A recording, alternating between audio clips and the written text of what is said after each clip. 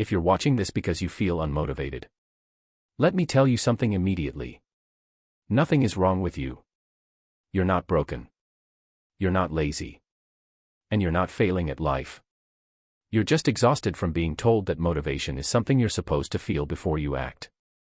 That lie has trapped millions of people in waiting mode. Waiting to feel ready. Waiting to feel confident. Waiting to feel inspired. And while they wait, their life stays exactly the same. This video isn't here to hype you up. It's here to explain why motivation disappears. And what actually moves people forward when it does. Stay with me. Because once you understand this, you'll stop waiting and start moving again. Motivation is treated like fuel. You're told. Find your why. Get inspired. Stay motivated. So when motivation disappears, you assume something is wrong. But motivation was never designed to be stable. It's emotional. Temporary. Reactive. Some days it shows up. Most days it doesn't.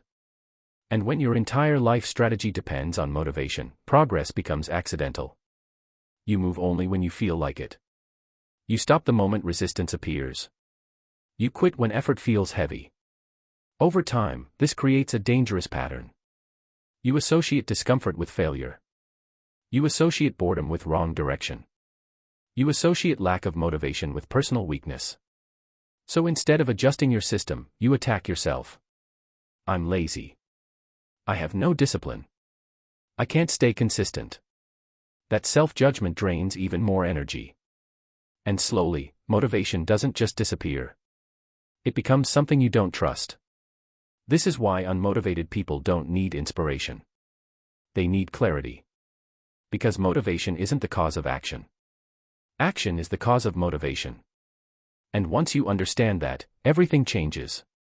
The biggest mistake people make is believing motivation comes first. It doesn't. Motivation is a response. It appears after movement, not before it.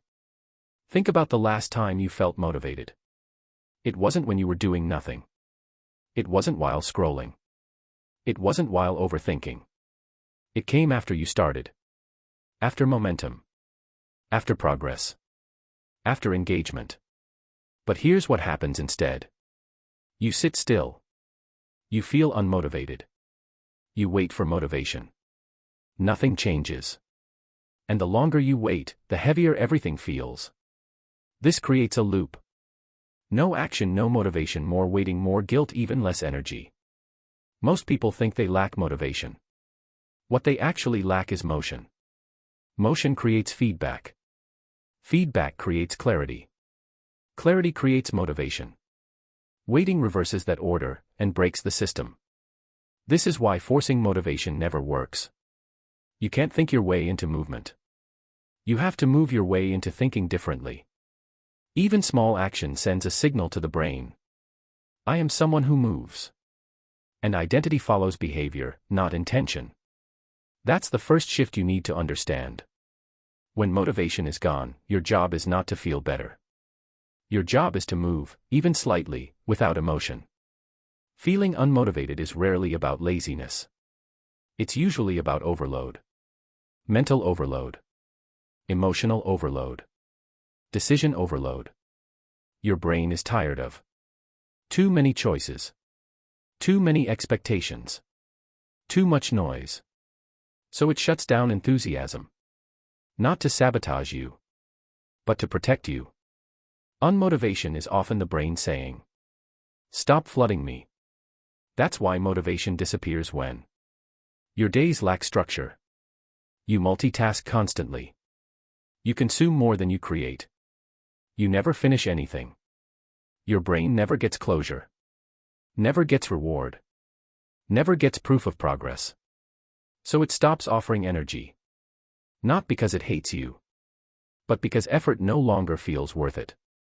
Most people try to fix this by watching motivational videos, listening to hype, waiting for inspiration. That's like pouring caffeine into a burned-out system. Temporary spike. No foundation. What the brain actually needs is fewer decisions, clear boundaries, Completion. Predictability. Motivation returns when the environment stops draining you. Not when you yell at yourself harder. People confuse discipline with force. They imagine discipline as pushing through resistance, fighting yourself, grinding no matter what. That's why discipline feels impossible when motivation is low. But real discipline isn't emotional. It's structural. Discipline works best when you don't feel disciplined at all. It looks like fixed start times, pre-decided actions, minimal choice, clear stopping points. When discipline is emotional, it collapses. When discipline is mechanical, it survives. That's why successful people don't rely on motivation. They rely on systems that work without motivation. They don't ask, "Do I feel like doing this?" They ask, "What's scheduled?" And when action becomes non-negotiable, motivation eventually returns, quietly. Not as excitement, as stability. That's the difference no one explains. The most dangerous part of feeling unmotivated isn't inactivity. It's the identity you build around it. You start saying, "I'm just unmotivated. I'm not consistent. I always quit." And your brain listens. Every label becomes permission. Permission to stop. Permission to delay. Permission to lower standards. Soon, motivation isn't the problem. Self-image is. You don't act because action would contradict the story you've accepted. And contradiction feels uncomfortable. So instead of changing behavior, you protect identity. This is why motivation doesn't return until identity changes. And identity changes only through evidence. One small promise kept. One task completed. One action finished despite resistance. That evidence rewrites the story. Not all at once. Gradually. But gradually is enough. When motivation is zero, your goal is not productivity. Your goal is engagement. One action. Low resistance. Short duration. Not to finish everything. Just to begin something. This might look like 5 minutes of work. Opening the document. Writing one sentence. Walking for 10 minutes. The size doesn't matter. The signal does. The signal says, "I move even when I don't feel like it." That breaks the waiting cycle. Momentum follows action, not the other way around. And once momentum exists, motivation sneaks back in.